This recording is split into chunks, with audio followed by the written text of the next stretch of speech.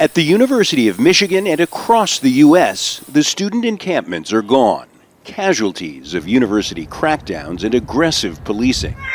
As one university after another has called in police to dismantle the permanent protests against Israel's war on Gaza, students at Michigan's largest university have found a new way to carry on their campaign.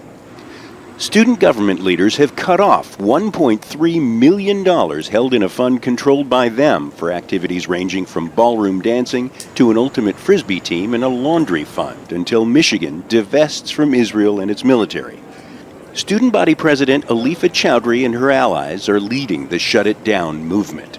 We're withholding our labor and our work and the things they want us to do, essentially, and instead are saying, you want us to do all of these things, you want us to give out funding, listen to us first.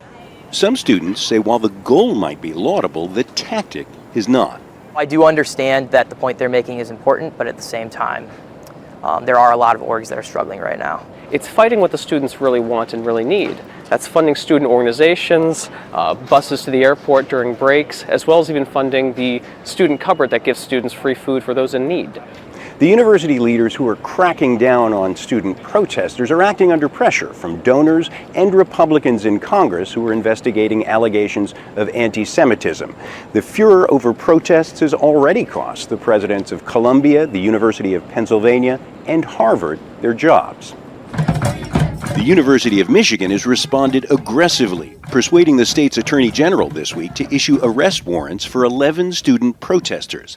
Now university administrators say they will cover student activities directly instead of through the fund controlled by the student body.